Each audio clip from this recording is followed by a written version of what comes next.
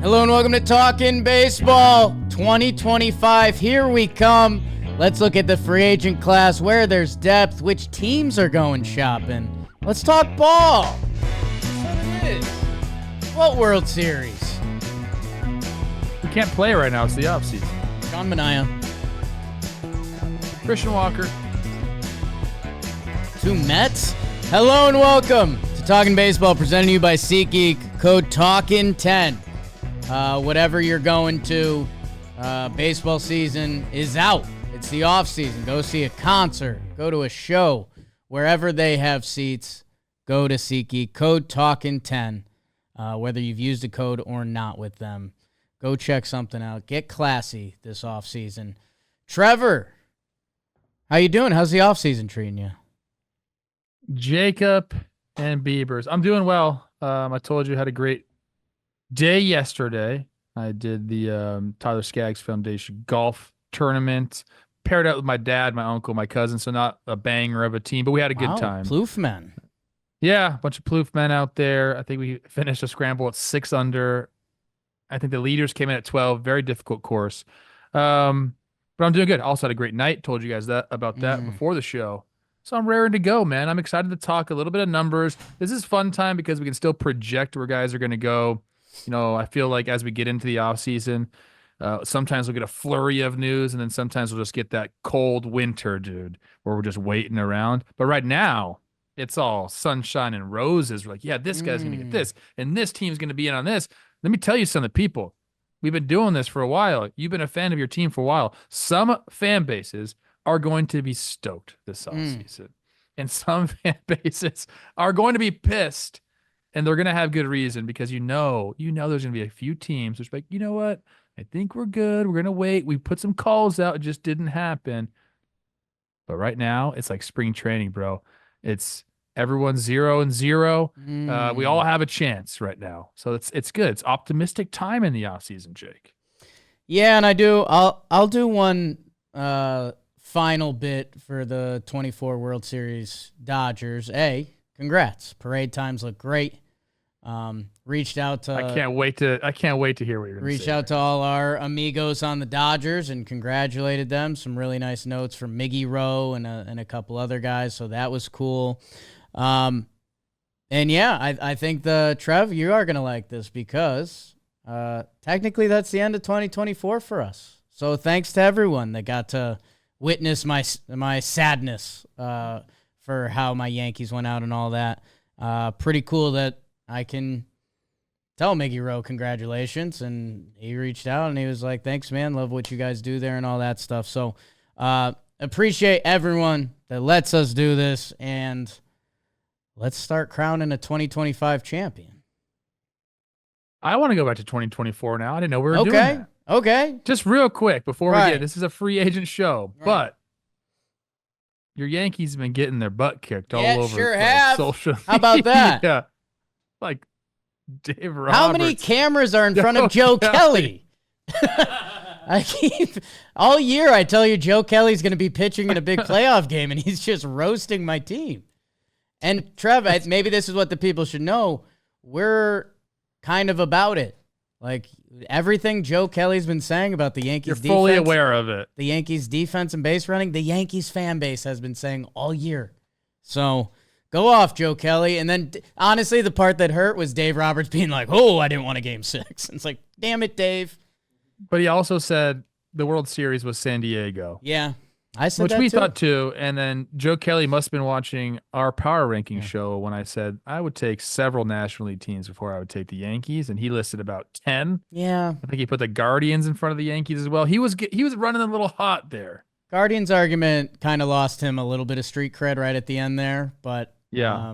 Anyways, I just thought I had to mention that the Yankees are getting drugged to the mud. And you know what? Yeah. I actually don't like it from the Dodgers because if it wasn't already going to be made a priority, which I think it should have been in spring training and whatever, like they're going to prioritize athleticism, defense, fundamentals, whatever it is.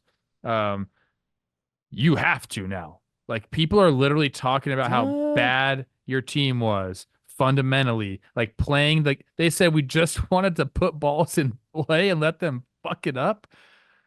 You don't want that being said about your organization, dude. So I honestly think, and this might be a little hot take-ish, but I think there's going to be some people fired who maybe were on the fence, but because all this is out now, like, yes, we can't have public perception and other teams saying we can't even field the ball, play catch. That's just, you can't have that. Trev, I love you. I'm a big fan of yours. I think you're a great guy. I told you I was a little bummed out realizing we're going from 3 episodes to 2 episodes. Sometimes we get caught up in the grind. But that's me seeing you one less time a week. The Yankees didn't fire anyone after they missed the playoffs and had their worst season in 30 years. I think they're going to dig their heels in because they just went to the World Series for the first time in 15 years. We're not stupid. We just made it to the World Series. We had a couple bad games. There hasn't been public discourse, full nationally, nationwide public discourse about the lack of fundamental baseball that the Yankees play until this offseason, until the World Series. So I'm telling you, they better do something. You can't do nothing, Pop. Doing nothing is what, Joes? Doing nothing is crazy. Trev, let's get into the free agent class. We did this a little bit last year, and you know what? We like to peel back the curtain for the people. Big Ep coming Thursday. All JM for the year. All these silver sluggers and gold gloves and all that jazz. You want the all JM team, so we'll be coming out with that. Maybe I'll get dressed up. I've been needing to perk myself up. Maybe a nice little outfit. And then next Monday, I've started saying the granddaddy of them all because the way they used to queue up the Rose Bowl kind of doesn't get any better than that. That is the granddaddy of them all. But we are going to do a free agency draft with Chris Rose, which the trade deadline draft and free agency draft, they've become a couple of our headlining episodes. So that's going to be next Monday. So that's what we've got coming up for now. Hey, if there's any of the big breaking stuff, we like to get in front of the mic for that. And we're almost on call. I mean, nobody thinks Soto's going to move quickly, or maybe even Corbin Burns, a couple of the other big guys. But if it happens, we'll be there for you. Let's get into this free agent class. And this isn't, for now, we're not considering the trade guys. And, he's got 1.5 years left. He's probably not 1.5 years because that would be a half-year contract. But, this guy's probably getting traded this season. This is the free agent pool. This is to know what's out there. If your team is looking to spend at a position, free agency is the easiest transaction. We can go in the trade calculators and dream up everything we could dream up. But two front offices need to get along on it, and the stars need to align. Free agency. That's how babies are made. What was that? That's how babies are made. Free agency. I want you. I'm going to give you more money than anyone else, 99% of the time. You come play for our team. And I think it's good for the fan bases to know what kind of positional depth is out there, because there's a couple positions. If you really need a guy, there might be a guy there. In other positions, some of these savvier teams, they might wait for the dominoes to fall and see these guys as similar. But before we get into that, Trev, you mentioned Joe's McFly, yourself, myself. We're all in Blitzball Battle 5, and check out this upcoming game. Blitzball Battle 5 getting y'all set for game number 2 between Forgotten Rotten and Del Caribe. This is a fascinating matchup, right? You've got a 2-time former champion, Trevor Plouffe. Then he's got Shelfie. And Del Caribe, we know all about Lou Dab. He can get it done. The question is, can Joe's throw any strikes? That is the number one question. We know what we're going to get from Lou. Trevor's going to tell us what we're going to get from Trevor throughout the whole game. It's about the other guys. So what do you think? And Shelfie's background, he's played in the Blitzball World Series 3 different times. He feels really confident. My prediction here is going to be Forgotten Rotten. I'm not even thinking about this one. It's tough for me to go against Trevor Plouffe. I think they're going to win. Also, Trev needed somewhere to put his chain. So you stole it? This is my baby gift from Trev. Not on the registry, but I accept. Okay, so you two made your prediction. I'm going with Forgotten Rotten. Yeah. Del Caribe they didn't win a game in Blitzball Battle 4. Look, you're in my heart, guys. Yeah, they've never beaten Forgotten Rotten in anything. but you'll have to tune in and see for yourself later today. Blitzball Battle 5. All right, make sure you check that out on our Warehouse Games channel. Trev, should we just go position by position for now? And then along the way, we'll talk about some teams that might be more involved, or we can end with that. But let's go around the horn. Steer the ship, Pop. And I hate to say this is normally the easiest one every year, but I guess this can get us in rhythm. The catcher position is a Pierzynski and position for catching. If you're looking for the answer, we don't have a ton of those on the board. If you're looking for a guy to play 80 games and, maybe mash lefties or provide some good defense, we might have that for you. In terms of home runs, the guys that jump off the page, Kyle Higashioka from the Padres had 17 last year in 84 games, so that's pretty nice. Travis d'Arnaud, the Braves turned down an $8 million option on him. So he'll hit free agency. Gary Sanchez, kind of catcher DH.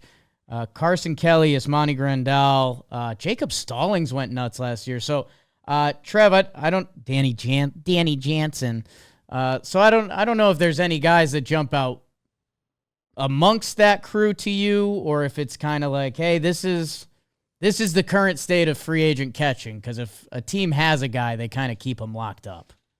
Yeah, so, the catching position is so interesting because there is kind of like two different needs at catcher for teams. Like if you have a guy that's offensively inclined and can pass as a catcher, like that's great. Teams are interested in, having the advantage of that position offensively, and they feel like they can kind of teach guys framing and whatever, how to work with the staff. So, if you a team that has one of those guys and you're saying, hey, man, we like how our guy hits and we'll figure out the catching later, then you would be excited about this list because there's a bunch of defensive first catchers, guys that can come in and, work with the pitching staff, come in defensively maybe at the end of games, or, it's just a nice balance to have a guy that, defensively can get you there. Because you're not going to find a lot of those offensive catchers. Those guys, those are the guys you're talking about there, that if you can do both hit and catch, they're going to keep you locked up as long as possible because they're just such a rare breed. So I think I am seeing a lot of guys who are going to get major league deals on this list. But it's nothing. This is not going to be an earth-shattering position. I don't think anybody's there is going to demand any more than 2 years. Like I think if one of these guys got 2 years, I think we'd be like, okay. I don't think anyone's demanding 3 years. Travis d'Arnaud is like probably the most interesting name on the list because I just feel like he's a good at bat, and so he doesn't have to be like he could DH on days and he could pinch hit on days. I think he's probably the best offensive catcher on this list. I know Higgy had a good end to the year. And the overall numbers look decent, but I would still go d'Arnaud as my favorite hitter on this list. But again, there's just a bunch of guys, and we can't name them all, but guys that are going to be on big league teams. Most of these guys that we're looking on this list, the guys that are free agents, they're gonna be on a team somewhere. That's just once you're a catcher and you prove that you can do it and handle a staff at the big league level, and then put up any sort of offensive capability, like you're gonna be a big leaguer for a while. Drew Butera. Drew Bu. He's like my guy. I always think about him. Like I told him from the get-go, you're going to have such a long big league career because guys like throwing to you. That's the same. Yeah. Speaking of, Austin Hedges is out there. I thought you were going to shout out our guy Kratzy, who, didn't break in until. Oh, I'm over Kratz. Kratz talked crap about me one time. Oh, he's out. Okay. Yeah. Well, I don't know. We'll figure it out over like a charity boxing match or something like that. What did he say about me? Too handsome to do podcast. I don't know. No, I think he said that I only someone talking Yanks. hit 4s and 5s or something like that. And I'm like, at least I hit the 4th and 5th guys. That's not a bad thing to have. Right? Come on. Trev, I like the way you phrased it. I don't know if there's any 2-year catcher contracts. And yeah, I wonder if any of these guys, I'm sure a couple of these guys are going to be opening day starters, de facto, but yeah, I don't know how many of these guys you'll slot in as even d'Arnaud. He's 36 now. Like I don't know if you even pencil him in as a 110 game catcher/DH. So, yeah, hate to start it out with bursting any bubbles, but if you're looking for that impact catcher, a lot of these guys can contribute. And go look at Jacob Stallings, 2024. I did not realize what the big man was doing up in Coors. He had like an OPS in the 8s last year, so with a Gold Glove in his bag. So a lot of guys that will be contributing to your team, but if you're looking for the game changer at the catching position, I have some bad news for you. Luckily, first base is going to be one of the positions I think we talk about a decent amount this offseason, because we do have one of the big fish, Pete Alonso. We've been talking about Pete for about a year and a half now. I can finally use that year and a half. One of the most prolific power hitters in the game. Petey Scoops, we all found out. I told you that. You know, he can scoop it at first, and you know, if there's some DH slot open in his future, I could see that working out. That Pete the Meat has some of the most power in this free agency. And then the guy that might have a beautiful offseason, who's every team's like, hey, have you seen this guy? Christian Walker from my Snakes does it on both sides of the ball. Gold Glove, Silver Slugger. A lot of teams are interested with him. And then you even have some depth veterans, Trev. Carlos Santana, who had a great year for your Twins. You want to Gold Glove. And Paul Goldschmidt, who is kind of, the year didn't go as expected, but maybe a change of scenery and maybe not playing every day. Goldie's going to be, I think, 37 as of opening day. So first base, there's some real opportunity out there for teams to add some guys. There is. I think Christian Walker is probably I would say the jewel of the class, if you will. I think that he's going to get the most interest, and there are a ton of teams looking for first baseman, so I don't think we have to go over team by team here. He's 34. He can hit. He can scoop it. He's a good clubhouse guy. I think a lot of teams are going to be interested in him on again, I don't see a ton of long deals at the first base side. I don't think he's going to demand Yes, Pete. I forgot Pete's only 30 years old. Okay, so I could see Pete getting. I would put Pete's deal at a 4 with a 5 option or something like that. So yes, Pete. Okay, so Pete will. I misspoke there. Pete will get something like that. Christian Walker, I think, is more in line for like a 2-year with an option at the back end of it. Carlos Santana, to me, looks like a guy that's going to be a 1-year guy. I didn't know that my wife and his wife were like buddies. Yeah, they're friends. I guess from my Phillies days, she was really nice to Olivia, and the reason I'm sharing that is they were talking, and she didn't realize, like, oh my gosh, like he's on the Twins, he's still playing. She doesn't follow baseball, okay?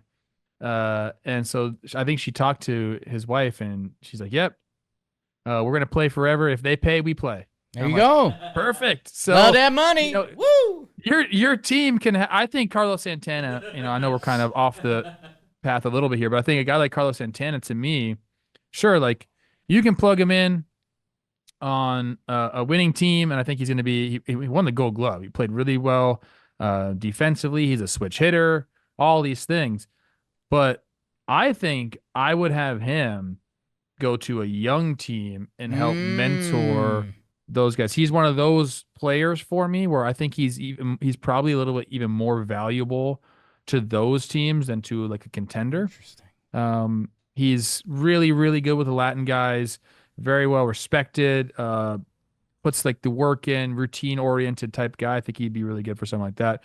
Christian Walker, I think 100% contending team wanting to make a push and get, an advantage of that position is going to go after him. And then Pete, he'll be the most interesting one.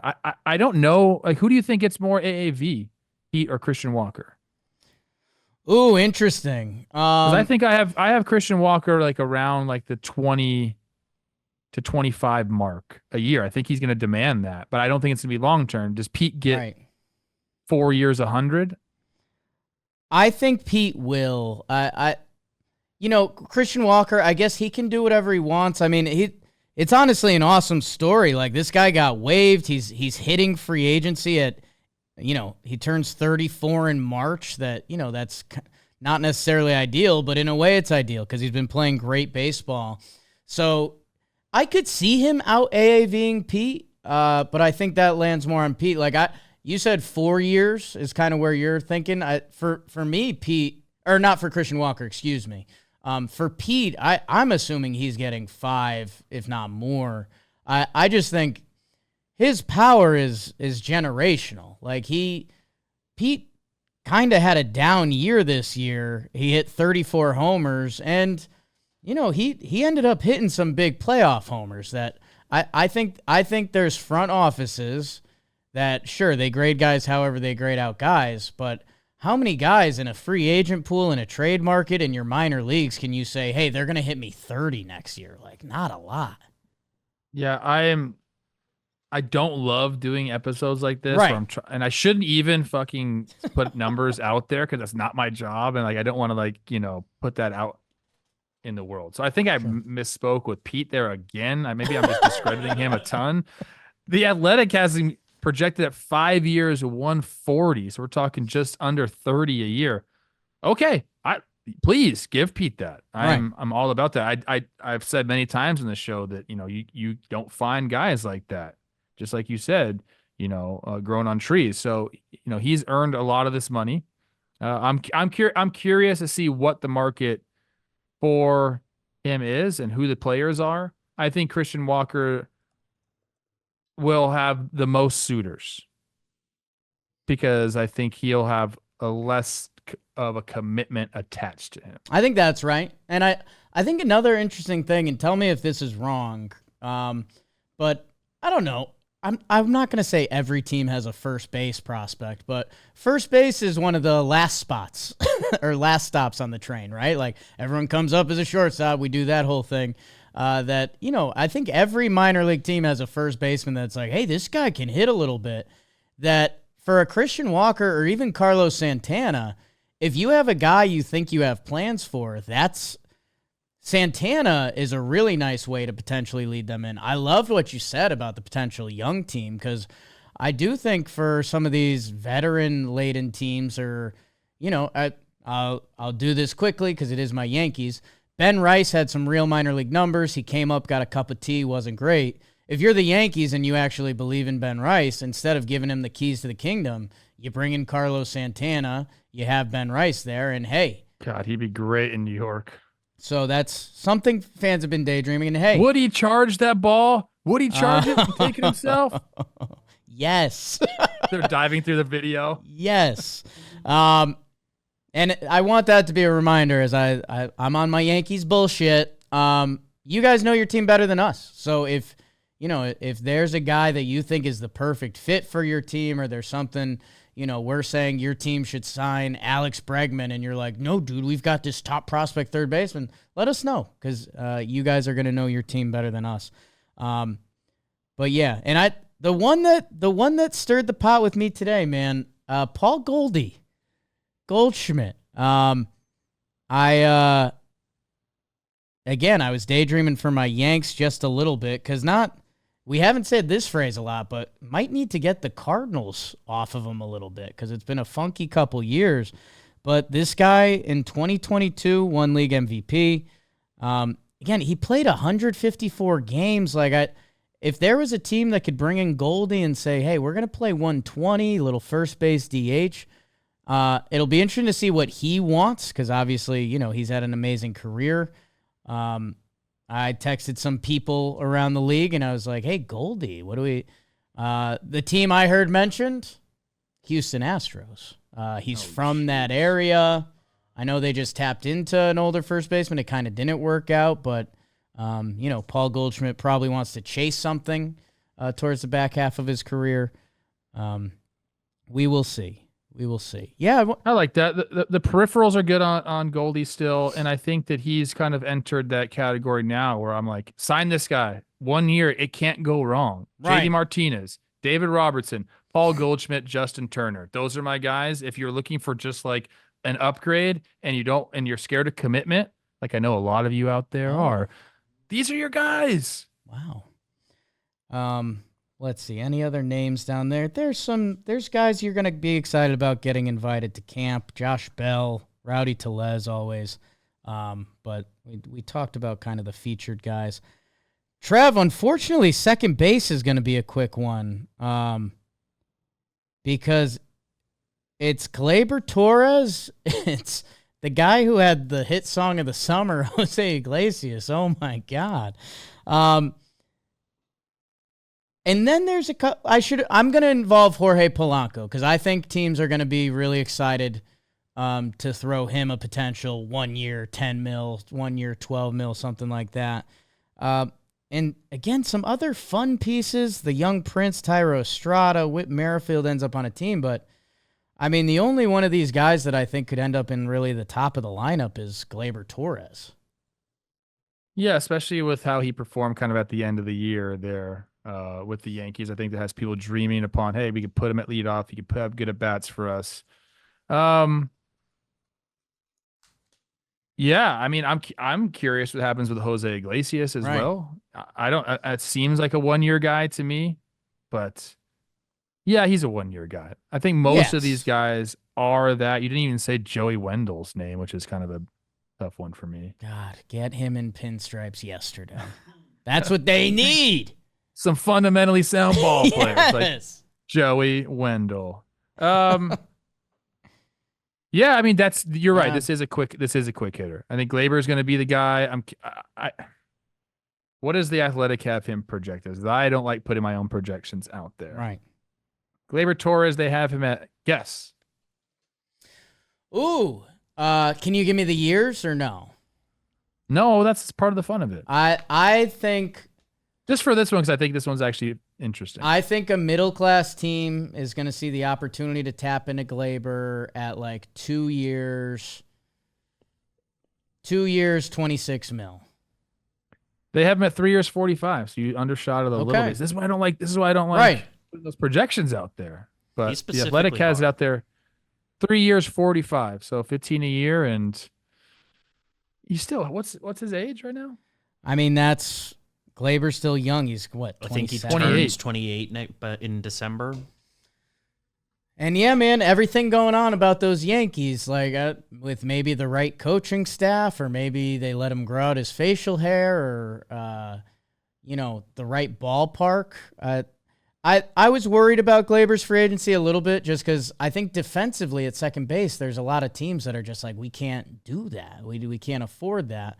But with what his bat can do, a team's going to talk themselves into it. And it's somewhat low risk for a guy that, he led off for the World Series Yankees. He can have an OPS in the 8s. We've seen that.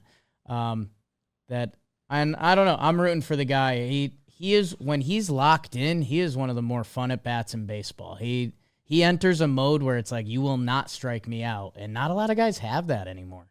But yeah, again, I'm saying he might not even be viewed as a second baseman. That I think he's your only multi-year contract out of the position. Iglesias and Mets, let's just run it back. At a certain point, what are we doing? I kind of feel like that makes a lot of sense. Figure it out. Yeah. At what price? Mariners signed Jose Iglesias for 4 years. He strikes out every at bat. Hey! Sorry. I think I'm becoming a Mariners fan this year. Note I am a fan of? Tell me, Pop. Corona Extra. I could use a Corona Extra. Order. Right? I think we all could. And it's Corona Extra. It's for the fan that never loses. It's the perfect beer for the offseason. The fan that never loses, whether you got top prospies on the way, whether you're making a big signing or a big trade, enjoy it with a Corona Extra. It pairs perfectly with any of the ballpark snacks, any off-season snacks. I'll say this, it pairs perfect with almost anything. It's Corona Extra.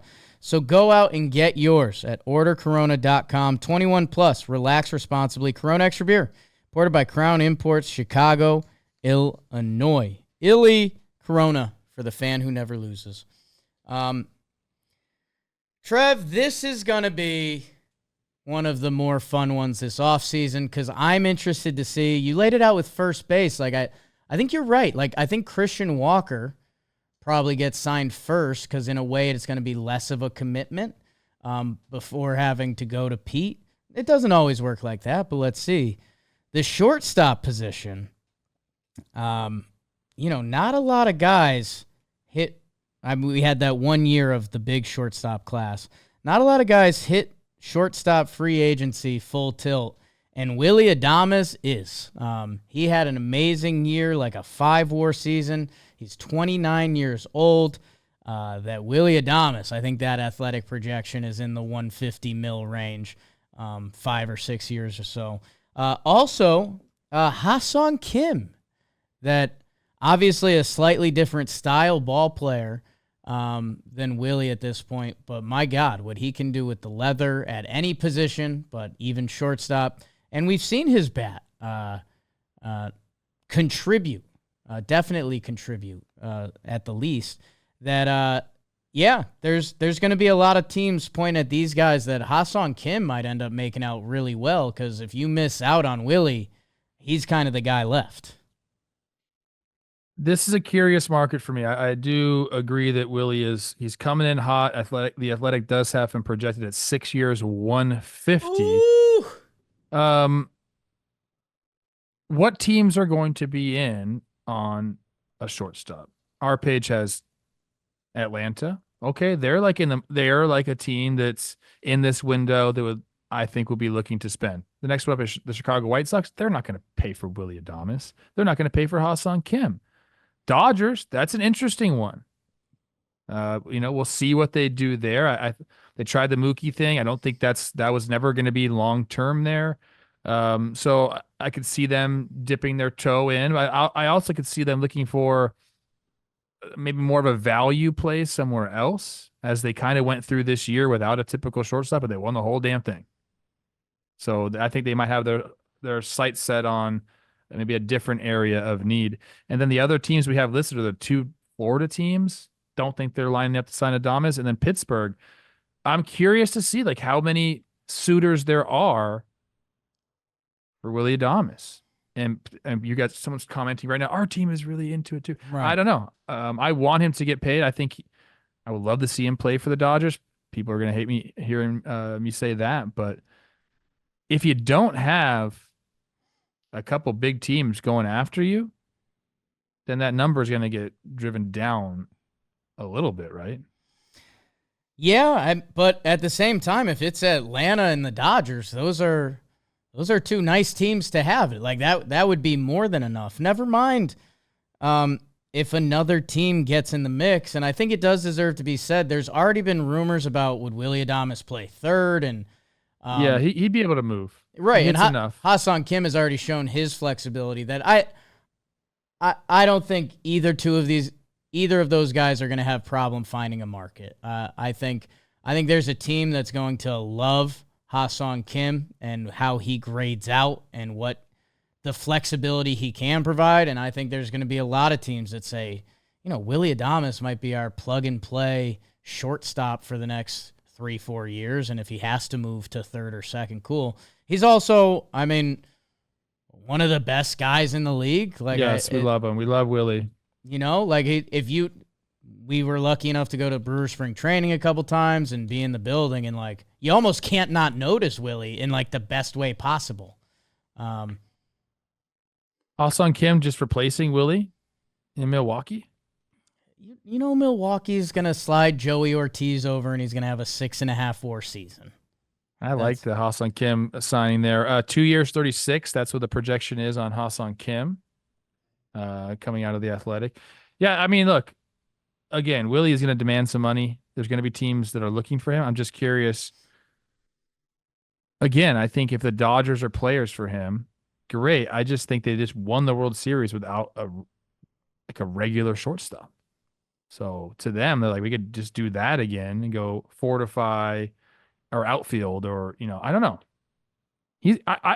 My prediction, and I hope this doesn't, for his sake, 'cause I do like him, I hope this doesn't come to fruition, but I think he might be one of those guys that we're waiting January, February as the market develops.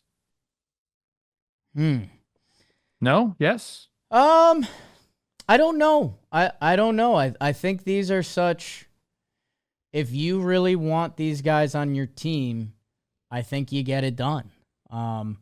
Willie's one of the big fish this free agency, and there's no question marks. Like whether it's off the field, whether it's work ethic, whether it's, performance, the defense, like it's all there for Willie. Where Ha-Seong Kim, he's obviously kind of glove first with offensive contributions that I still think I don't think either of these guys are going to have to wait, but I don't know. That's the beauty of free agency. We haven't got to this guy yet, but I think that for a team like the Dodgers, and other teams, big market teams, I think they're still going to be checking in on. Oh, nice, Poppy. Checking on Juan Soto, and I think he's gonna have to fall before we get a guy like Adames signing. It's weird to put Adames as like the next man up after Juan Soto, but I think for a couple of these teams, he'll be like a contingency plan if that doesn't end up happening for them. So that's kind of where my head's at. I mean, look, we're just speculating here. Hey, let's see if Juan Soto accepts the qualifying offer before we do any of that nonsense. Will Willie Adames? Okay, here's a fun game to play, Trev. And you hate fun games because it's usually me being a little weird and surprising you, so I'm sorry. Can't wait for this. Juan Soto is going to get the highest position player contract. Okay. Is Willie 2? Because it's either Willie, Bregman, or Pete, I think. I honestly think Bregman might demand the most money. It's interesting, right? He's coming off 3 consecutive 4-win seasons. Yeah. And he is, what is he, 31? I don't know, man. It's going to be close. I think it's between him and Bregman. Yeah.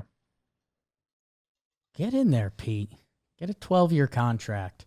And I guess we can pivot. Because third base is another. I've got good news and bad news for people. It's Breggy. I think he's going to be the only multi-year. You keep skipping over Joey Wendell. He's a multi-position guy. Trev, the Talkin' Baseball people know how much I love the Donovan Solanos and the Kevin Biggios. Kike is a free agent. Whit Merrifield, Ahmed Rosario hitting 300 and getting waived by teams. And before we went live, I gave you a little Yoan Moncada rant. So Alex Bregman is the big fish. One team is going to get him in the 150 to 200 mil range, depending how everything sorts out. And he will be impactful. After that, I mean, looking at the free agent pool zoomed out, if you don't count Willie Adames or Ha-Seong Kim, I mean, the second, third baseman I think I would want my team to sign might be Yoan Moncada. Again, I think there are some guys you could move from different positions to play at third base. But yeah, I mean, it really is. We're talking, big time free agent deal. It's Bregman and everybody else. And I think he'll have a ton of suitors as well. Got a little bit of the Astros stank on him. There's no doubt about that. But like I said, 3 consecutive 4-win years. And, he can still pick it over there. Has played in every single type of baseball there is, so there's no worry about can he handle pressure-packed situations. I mean, this guy's had the highs, the lows, the wins, the losses, like everything in between. I think he's one of the more complete ball players around to keep this guy healthy. And I don't want to get him there yet because he's still young, but he's going to be a guy that we're talking about. When I say JD Martinez, Justin Turner, Paul Goldschmidt, like Dave Robertson, and I say, everyone sign those guys to a 1-year deal. Like, that is maybe the highest honor that you can get as a baseball player, where at the end of your career, you're still worth a ton because of your experience. You're still able to play well, but you've been around, you've seen it all, you add value to a team in ways you can't really compute. I think Bregman's going to end up being one of those guys if he wants to, because he's going to end up earning a shit ton of money, and maybe he just wants to get away. But he's one of those guys to me where it's like his experience is invaluable. He's been in every situation, so he can help wherever you're at in your window, whether you're the Tigers and you just got there, hey, he's been a part of a team that was just like that. Or if you're the Yankees, like I know that's not going to happen probably, but a veteran team, he fits right in with that as well. So I think he's going to demand a ton, and there's going to be a bunch of suitors for him. I was thinking the same thing with different words. Like, it feels like, Alex Bregman's going to get this bag and who knows where he lands. But, he kind of has like a Justin Turner feel to him that, like, the game's not just going to pass him by and Bregman's going to be like, hey, this was good. It feels like this MFer. No, he's a dog. He's a rat. Yeah, he's going to adapt. There's stories about him, just how much he loves to be in the cage, and he'll be around for a while. He's a baseball guy. And Detroit's kind of a great spot for him. Yeah, I want to talk some teams at the end. It's interesting. Familiar manager there. And hey, whatever team gets Yoan Moncada for that 1 year, $5 million contract, I'm gonna like it. Because I think there's more in there. They list Polanco as a guy. Oh, I didn't know. Trev, your guy. Kyle Farmer. Yeah. What the hell? He's utility man. He can still play short if he needed to play short. So he'll find himself. I don't think he'll get a big league deal. Okay. I hope he does. I think he'll get a big league invite and some sort of like split contract. But I'll put this out on record. I mean, they were very, very high on him in Minnesota, and plenty of times he could have been up for, designation, and they kept him around because they just thought he was good for the team. So there you go. Character matters sometimes. Yes. Not always. No, definitely not. Performance trumps all. Big time. Go look. No, not gonna say it. Okay. Yeah. The outfield, Trev. There's always bodies. And it's how. Who can you add? What do you want? How many bodies you got? I've got such a good bad story. I'll save it for our show in another life. In the other simulation, our gossip show. Juan Soto. Might hear a lot about him. He's good. This free agency, probably it's going to start with at least a 5, probably a 6, potentially a 7. If he wants to get paid 40 years from now, we could call it. Oh, probably you want funny money? Yeah, maybe. Yeah, we might be able to do that. So that's going to be an exciting one. Anthony Santander, for your switch hitting power needs, is hitting free agency at a pretty nice time. Jurickson Profar, Teoscar Hernandez, Tyler O'Neill, and maybe I should lump in some of the DH type guys. Jock, Jesse Winker. Again, it starts to get thin pretty quick in the outfield. It goes from those impact pieces to, hey, 1 year if Jason Hayward, Max Kepler, if these guys end up on your roster, you're like, hey, maybe I get 20 homers out of them, some good defense, whatever. There are impact guys up top, and God, Soto's gonna change everything. I don't know what that means, but it's true. I mean, we can't even speculate there. There's a bunch of teams in on him. I think there is a chance he takes the Ohtani funny money and defers a ton, and we might see a 6 in front of his name. I think if it's all real money, I don't think it's a 6, but who am I? Again, I keep shortchanging guys. Right. Get with the times, bro. Yeah. So we don't even, how long can we even talk about Juan Soto? We're going to talk about him a lot, so I don't think we really need to. Yeah, you know what's going on with that. New York teams, Dodgers are involved now, which has got to scare everybody. Giants, Blue Jays, everyone's going to make their pitch to this guy. I advise Juan Soto to take all the dinners, eat all the good foods. What's that little bird thing that ate on Billions, the show? Do you remember that? You watched that show. I didn't watch Billions. I watched. There's this one thing where it's illegal to eat these little birds. But if you're super rich, you can find them. They just fry a bird whole. It's the weirdest thing. Juan Soto's probably gonna have a few of those in his free agency I'm tour. into it. Yeah, into it. That's something else on my mind. Jerkson Profar is a very interesting case to me. Obviously, last year signed 1 year, $1 million with the Padres, had a great year, all-star, big part of why they were what they were.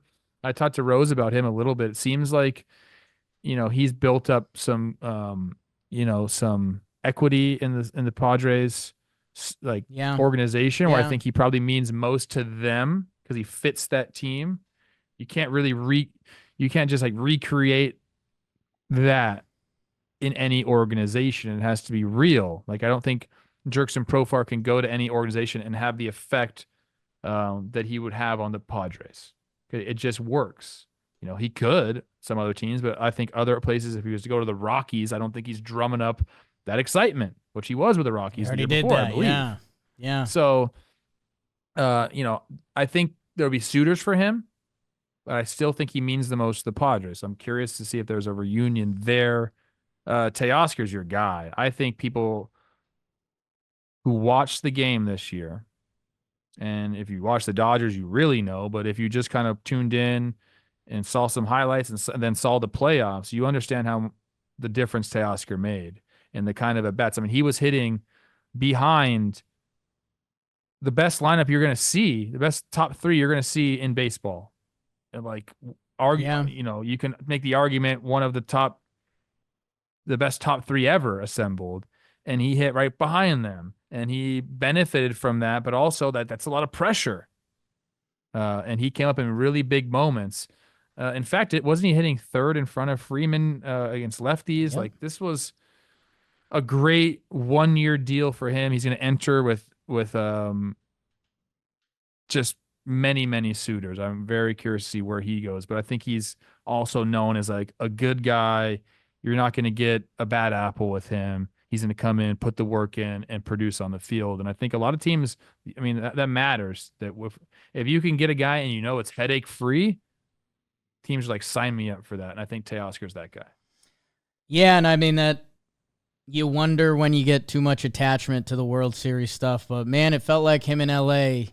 They clicked pretty cool. It was cool seeing him on the podium and getting emotional in front of the people. Yeah. Like, this is a guy took his chance on himself for 1 year, essentially. I mean, I know it's essentially a $25 million chance, so that ain't too bad. But, the way baseball moves, it happens quick. That Teoscar cashed in, that City cashed in, that I don't know. Something makes me think they'll figure it out again. And, dude, Trev, another great point by you, man. I mean, how many dudes can you comfortably slide after those 3 in the lineup? And then sometimes even in between them. Like, that's who Teoscar is. So, yeah, him and Santander, man, what he does as a switch-hitting power hitter. There are impact guys out there, and I teased the DH spot a little bit. The dude, Jock Peterson, his track record continues to just grow and grow as an impact player on your team that he opted out of, I think 13 mil, something like that. That Jock is out there. Who else did I see? Jesse Winker, kind of DH. A lot of good players on this list. And dude, how about Tyler O'Neill, who kind of rehabbed his value with the Sox? Like, some team is going to talk themselves into him, and he can be a potential great value add if you can keep him on the field for 125 games. Blue Jays, Tyler O'Neill. Him and Varsho out there, just meathead convention. Me, Varsho, and Tyler O'Neill. I mean, they could recreate Lord of the Rings out there. Eloy Jimenez is a free agent. I can't believe it. I wish it mattered more. Andrew McCutchen, get on base. He's there. Trev, let's get to actually, probably should have started with this. The guys on top of the mountain. The starting pitchers this year. It's brought to you by Mountain Dew. Get off your ass. Go get yourself a rotation. And go get yourself the Mountain Dew rotation. Code Red, the original Baja Blast, the green, blue. I think there's a purple one. There's so many different Mountain Dews. Go try them all. The refreshing citrus kick will get you off your ass and feeling like you're on top of a mountain. Take it anywhere. You're hanging with the boys. You're watching sports. You're going for a hike. I drink my Mountain Dew while I'm fishing. go out, get yourself some Mountain Dew. The mountain is calling, and you should answer. Grab your friends, grab an ice cold Mountain Dew, wherever refreshing beverages are sold, and do the Dew. Trev, when we check back in with the people, maybe I'll have done some research, but I think the depth of this starting pitching class in my head feels different than the past couple years. Because it starts at the top with, okay, hey, can I go get a 1 this free agency? Can I go get a guy that I think if we get to October, I can give them the pill in game 1? I mean, I think you can confidently say Corbin Burns, Blake Snell. I would say 8 or 9 guys you could say that with. Well, that's where I was. Burns, Snell, Fried. I mean, we're talking Cy Youngs, and some of the lists our guy Max Fried ends up on are crazy with how consistently good he's been. And then Jack Flaherty just did it for the Dodgers. Just did it. Mania basically just did it. Mania kind of did it. Yeah. Sevy actually did it as well. Wasn't he the game 1? Or was he not? Yeah, I mean, you know how playoff series get. But dude, there's even some like dark horses there, like Shane Bieber is getting a contract this offseason. Justin Verlander is a free agent again. Max Scherzer. Nate Dogg Eovaldi. Don't get me going on Frankie Montas. Walker Buehler is a free agent. So, man, there is like, when I look at the free agent page, I feel like I can put together, I don't know, man. It feels like there's 20 starting pitchers that you can plug and play in your rotation pretty easily. That maybe that is the standard, but this feels impactful. I bet if we did get a list up, there's more truly impactful starters available right now. And that's an interesting thing for the market. Because you would say, well, too much inventory drives down prices, but the demand, I believe, is still very high. How about that? Hello. Why, high school education there. So I think the demand is going to outweigh, the amount of quote unquote inventory out there. So I think these guys, there's going to be a lot of guys signing for a lot of money because starting pitching, it's one of the hardest things to acquire. You're going to have to pay, like some of these guys are going to make a ton of money, and you're going to pay because you can lock them in to be your number 1 starter all year long. But just as important is your depth, and 2s and 3s to me right now feel like the separator of which teams are going to do well in the season and into the playoffs. Like if you have a bona fide starter, then a bunch of 4s and 5s, it's not going to go well for you. But those guys that you have backing up your ace, like that means everything in a 7-game series. So I think the importance of starting pitching. Now we can talk about guys don't go 200 innings anymore, and we're getting away from starters, but I think that's kind of a myth.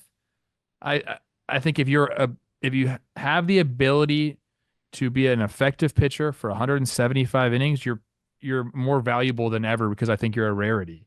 So as much as people want to say we're getting away from the starter, I think teams still really value it. They're just seeing, wow, it's really hard to find guys like that. So we could manipulate the system a little bit. But if you asked a front office, what do you want in spades? They would say starting pitching. More than anything still. So it's like we're at this weird point in Major League Baseball where, we're looking at innings overall in a season a little bit differently. But the reason I think we're looking at it a little bit differently is because it's just becoming harder and harder to find guys that can do both, eat innings and be productive and stay healthy. So it's an interesting time. But these guys, that you mentioned, whether it's even like a Kikuchi and a Nick Martinez, like guys like that are very, very valuable, and they're going to get paid like it this offseason. Yes. I didn't know Kikuchi put up a 3.5 this year. Yeah, I mean, he went over to Houston and was electric. He was good there, but okay. Nick Martinez got offered the qualifying offer. Go look at his stats, by the way. He deserved it. Did he already turn it down? Did I see that? I don't think he's made a decision yet. 21.1 mil, I believe, is the qualifying offer this year. So, yeah, I mean, that's the price tag for Nick Martinez. Who, again, you should go look at the stats. Nick Martinez balled out last year. But if you're looking to add a guy, you got to open up the wallet a little bit. And Trev, I'm excited to see who's going to be riding. I might need a term for this, but the reliever starter, like subway. Jordan Hicks was like, hey, they're going to have him be a starter, and let's see how many innings he could get. Ronaldo Lopez, that surprised everyone. Like, how many of these relievers that we haven't got to yet, our team's going to say, hey, could we get 100 innings out of Jeff Hoffman? I don't know. I'm looking right now at I don't see a ton of guys. Yeah. Right, but if we looked at, why do I keep... Was Clay Holmes a starter? I mean, not recently. He'd be a guy I would look at as a starter. He's more starter. His stuff plays more as a starter than it does as a reliever. Heavy sinker, right? Yeah. Hey, there's been a couple guys that have surprised us, and on the other side of it, Luke Weaver finding the bullpen life, tapping into something more. And dude, Reynaldo Lopez, that wasn't on anyone's radar. Like we thought he was just signing a closer contract. Didn't he just sign for more? Is that some Braves Foundation BS? You know how I get about Braves that. signed Ronaldo Lopez, Aaron Bummer to new contracts. Ronaldo Lopez will make 30 over the next 3 years. It effectively guarantees the club option ahead of time while allowing Atlanta to move. So I don't know, some money play. Sure, it worked out. Foundation, yeah, worked out. Yes. There's the names you're going to hear us talk the most about: Corbin Burns, Blake Snell again, hitting free agency. Go look up the numbers on how he finished his year. Just stopped giving up runs. Max Fried, a team is definitely going to fall in love with. Jack Flaherty, our guy with his bounce back year this year. Man, I mean, there's just layers to it that are a lot of fun. Like, a team is going to love having Nathan Eovaldi, your guy, full pension, Piff. So he got the qualifying offer. Talked about this a little bit with Rose. He got the qualifying offer. I think he takes it. Him and Martinez are interesting. Yeah. Well, I think Martinez says no. Okay. And goes and becomes a free agent. I think that Sevy and Pivetta are the two guys that probably should take it. Get your insurance contract on your arm, and then go out, have a year, try to be healthy and perform for one more year. And then you come out of this without the qualifying offer. And I think you end up, that's the best way to maximize these years. Yeah. So that's my opinion. I think Pivetta needs a change of scenery. Like, they've kind of like toyed with him, starter, reliever, whatever. I think if he gets into the right system, I think he has the stuff to do it. His pitch mix to me hasn't always been great. And I think I'm not a pitch lab guy, but he seems like a guy to me that if you put him in the right organization, he could really like take off. He's got the arm talent for it. And that's, dude, like Sean Manaea has changed who he is as a pitcher. He's out there. It felt like Sevy tapped in. He still has the arm talent that with the right pitching org, you can have. I would be all over Sean. Honestly, before any of these guys, I would be on Sean Manaea first if I was an organization, because I still think you're going to get a discount on what he's going to give you. I think he's going to outplay the contract that he's going to get. Let me see what the Athletic has for him. Okay. Well, dude, him and Walker Buehler, like, imagine if you add those two guys to your rotation after seeing what you just saw. I think any team would be like, hey, we're going dancing this year. Sean Manaea, they have listed at 4 years, 76. So you're talking 19 a year. Is that the math? Yeah. I think he's better than like a 3. I think he's like a top end starting pitcher with what he's discovered. And he's a lefty, and I think that's important to have a guy like that in your rotation. So I would jump all over that if I was 419. I would sign in a heartbeat with him. Looks like Kyle Hart's coming over from the KBO, so we'll get him some links to apartments in Milwaukee. Yes. And he'll have a 3-3. Yep. Yeah, man. There's Jose Quintana. How good was he down the stretch? That guy's a free agent. I mentioned Bieber, man. Like, that's something I haven't thought about, since spring training this year or whenever he went down. Matthew Boyd, we saw pitching in the playoffs. Scherzer, like, what does he want to do? If your team needs some starting pitching, it's out there. I'm excited to see. Remember the Cardinals last year went out and they got the old man crew, and we were like, okay, Cardinals. They went out and they did their thing. There's going to be some team that comes out of this, and we're going to be like, hey, they got their shopping done. And dude, just Trev, imagine this. We do the team profile and projections, and we're kind of guessing. Like, let's be honest.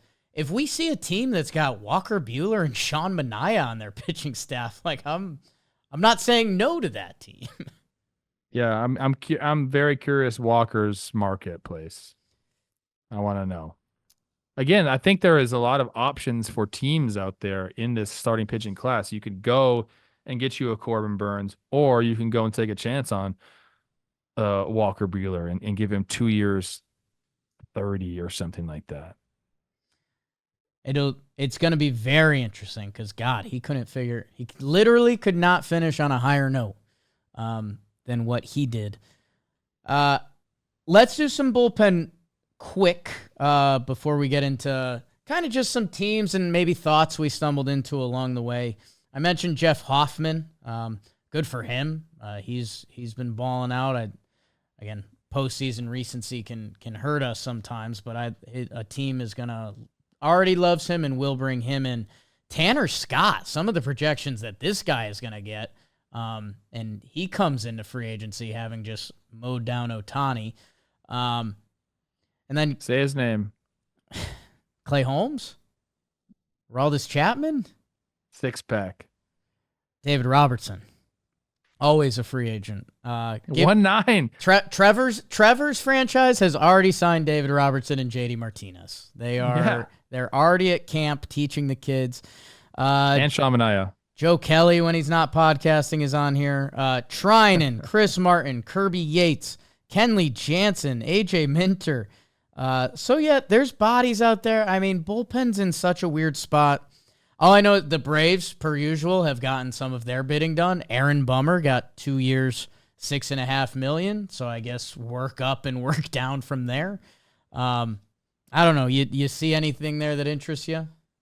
It's so hard. It's too early on to see what's going on. I think relievers it's such a fluid position that I think teams are going to see how the rest of their offseason goes, and then they kind of piece together that. Although the smart ones will go out and get guys early that they think that they will want. So look out for the smart teams. I don't know. Are the Brewers going to sign any free agents, or are they going to bring up from within? Again, KBO only. KBO. Call guys up. Just call guys up. Yeah. The rumor is they're going to trade Devin Williams. Trade Devin Williams for a couple guys who will become all-stars, and boom. Yeah. We'll see. The trade stuff's always tricky. In a week or two. They need a new manager in Milwaukee. Yeah. That's what it was. It was the manager all along. Stop it. We can dive into some fun trade talks the further we get into this whole thing.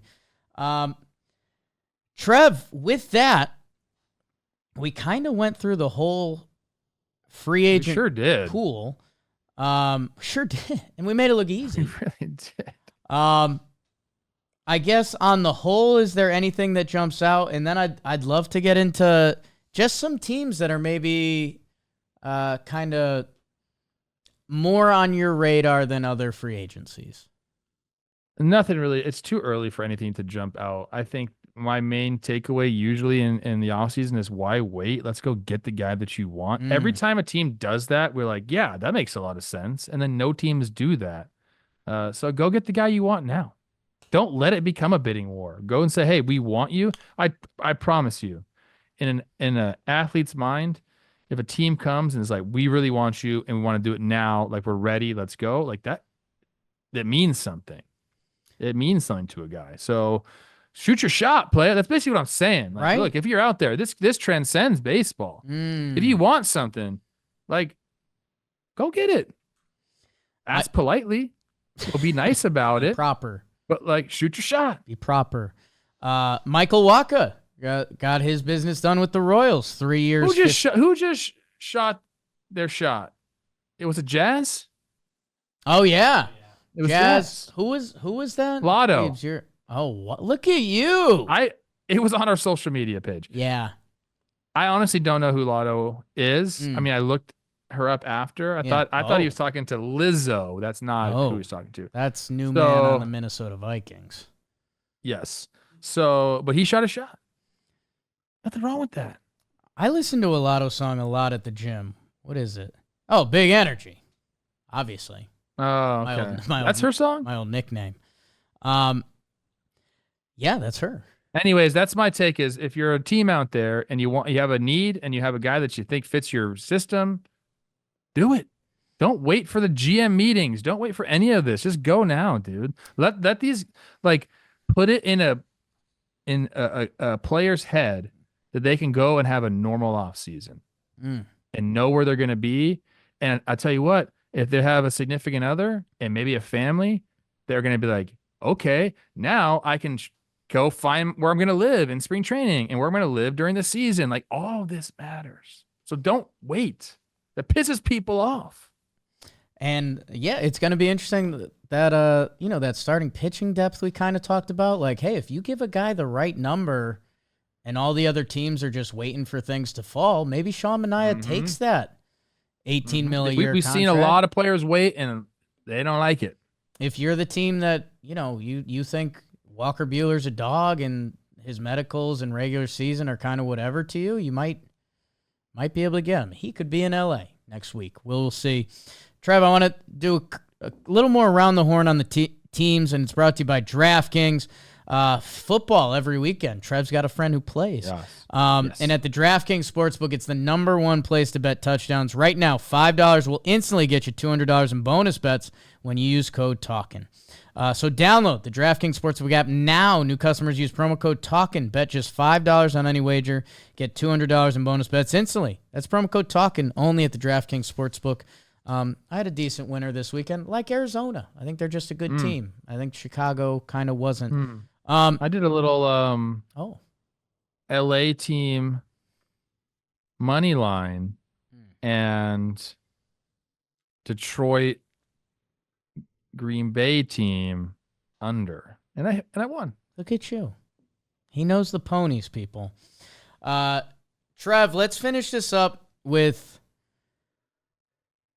because the big dogs are going to be involved. I mean, the Dodgers are still a wild card. Like, as far as we know, their budgets don't have limits. They might.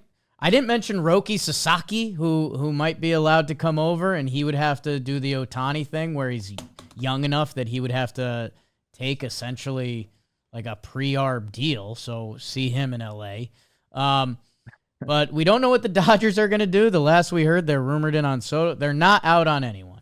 The Yankees are kind of in on, well, if they don't get Soto, they're in on literally everyone. The big boys are around it. Dombrowski's out for the Phillies having pressers like, we need to go, which it's like, where do you even add guys to that team? The big dogs are going to be out, and it's going to be interesting to see where they land. I think there's a couple teams that this free agency are big pivot ones for them. The two that jump out for me in the AL, Baltimore and Detroit. Baltimore, the baby birds limp to the finish line, and Corbin Burns, who's probably going to finish third in the Cy Young, and Anthony Santander, who was 44 homers, Trev. You don't just replace that with whatever prospects you have. And then Detroit's a tricky game because one of the articles I read, they were pretty funny. They were like, man, Detroit's got to build on this. They've got momentum, and they need help in their lineup and pitching. It's like, okay. Yes. So there's wins to be had there. So those are the two that initially jumped off for me. So if you want to talk about them or if there's someone else you're seeing. Yeah, I mean, those are two teams kind of in a similar, setup. Obviously, I think Baltimore maybe a year or two ahead of where Detroit is in talks of like windows. Yeah, Detroit had what? They had two starting pitchers. They had Scoobs and my guy Cater there, and they need to fill that out. Now, Jackson Job's going to be there for them in the rotation next year. But they understand that the system that they use at the end of the year, the bullpen chaos, you can't do that essentially for 162. So they had a little sprint there at the end where they did it and it worked out. I think that they have to, be smart if you're Detroit and who you sign. They got snake bit by Javi Baez, no doubt about it. So they have to. I think they're going to be looking for more like value adds than let's go make a big splash. That's my interpretation of their situation, which we just highlighted. There's a lot of guys to be had. So, they should be aggressive early on for some of the back end guys. That's my opinion. Baltimore, it's going to be very, very interesting. I think they're going to have to make a play for a high end starting pitcher. So they're going to have to be in on the Max Frieds. Is Corbin Burns going to come back? Seems unlikely to me. But they're going to have to be in play. I think that's going to be their number one priority, is going out and getting a guy to lead their rotation.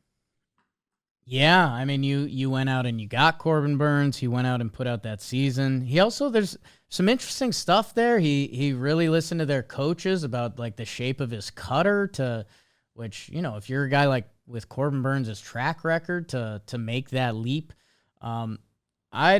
you'd expect them to be all in, and if they don't, I mean, you'd expect, I don't want to say a panic signing, but they moved real capital to get Corbin Burns. That, whether Max Fried, I wonder how much they tried to negotiate with him during the year, if there was just no window of that whatsoever. You have to think, if you, like you said, if you make a trade like that, you have to think there's a chance that you can extend him if you want to. But maybe, I don't think the Yankees really were able to do that with Soto, right? Did he ever have any real talks? No. Okay. I don't know. Yeah, hey, when another Milwaukee trip, the sausage race, we talked to Corbin Burns in a non, like, this is how athletes actually think. Like, he was like, hey, I've 2.5 years still free agency or whenever it was, to make it healthy and keep performing well. And he's done that, he's going to enjoy his free agency, and he damn well should. The offers for him are going to be interesting. And yeah, like we talked a little bit pre-show, like how quickly has the tone changed in Baltimore? Like, we've got unlimited prospects, and this is going to run to like, whoa, our probably second most valuable hitter and our ace are in the free agent pool. And with this new ownership group, are they going to be players in free agency? That's what we've been told. So they're going to be significant to watch for. I think the Tigers, you can piecemeal it a little bit. However these starting pitchers sort out, get yourself a couple of them. There's so many young guys in their lineup that you don't want to, potentially limit them, but you also, if you bring in an impact piece, that can help all those guys. Oh, hand raised by Trev. Hi, I'm the Tigers GM. I'm going to call Sean Manaea and Jack Flaherty and bring them both back, or Jack back in my rotation and Manaea into my rotation. And we just signed 2 guys for the price of 1 elite starting pitcher, and here we go. Done. Jack's familiar. I don't know if he's still got his He likes place it out there. It's a big ballpark, so there's a little less risk signing the pitchers. I'm open to that. And you get to pitch against that AL mid. Oh, Trevor. Come on, man. I think, and hey, if I'm not shouting out your team, like we know the Mariners are always in play for anyone. We know Houston's going to be in the mix. Watch out for the Texas Rangers, dude. Like, how much? What money? Yeah, the Angels have already signed somebody. They already traded for Soler. They're active. They are active. My Red Sox, like, feels like they're gonna have something up their sleeve. What is it? Toronto's always got money to spend. I don't know. National League, it's how deep are the Mets gonna be, right? Like, this was supposed to be the free agency. How are they gonna go about this? San Diego's a super wild card team for me. They sneaky have a lot of parts coming off. And then the other one that I get, if this was an article and I had to pick out a dark horse free agency team, watch out for those Nationals. Patrick Corbin's money is off the book. They have a little bit of a young core there. This is a team that has had a big budget in past years that they feel like they're on the rise. don't be surprised if there's the passing tweet that is like player XYZ signed with the Nats, and we all kind of do the, okay, Nats, there you are. You're there. I like that call. I think another one, and people are probably going to fight me on this because of the owner and what he's done in the past, but I think the Cincinnati Reds, it's put up or shut up time for them. Like, we got excited for half a season, and we're never excited at all this year. Yes, there was some PED stuff. Yes, there were some injuries, but like, you got a fan base out there that is starved for a winning team, man, and they will show up if you give them a winning team. They are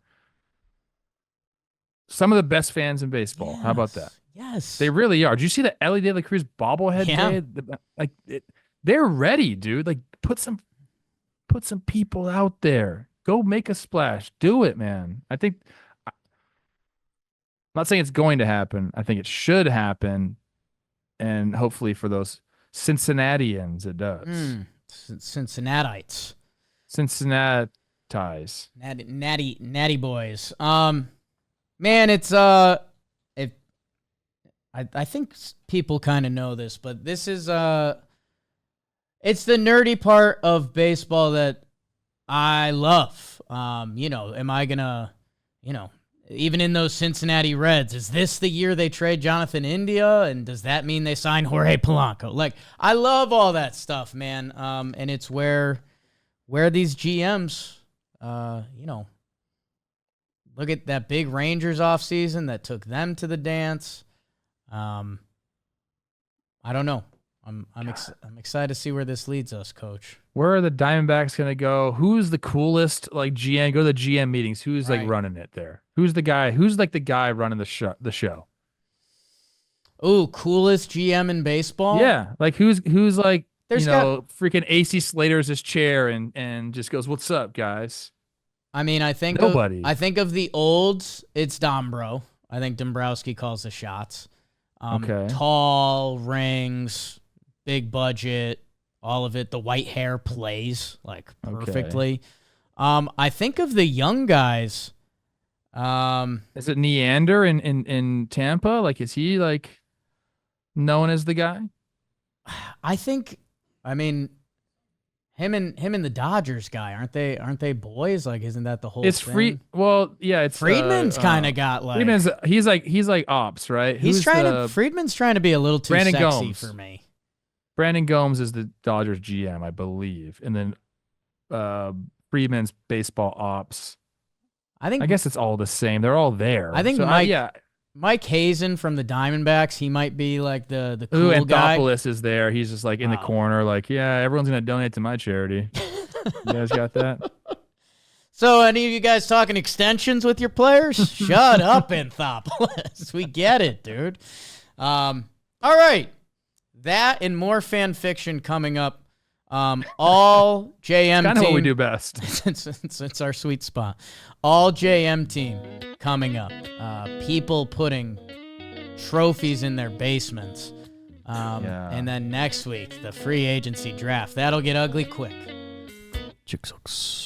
Who's the GM or the baseball ops guy that when he speaks, everyone's like, shut up? Peter Bendix. I don't mean that. He seems cool. Is it Preller? It's more name-based. Stop. Who's the Mariners cat? He's just trying to trade. Dipoto. Him and Preller just together. Let's trade.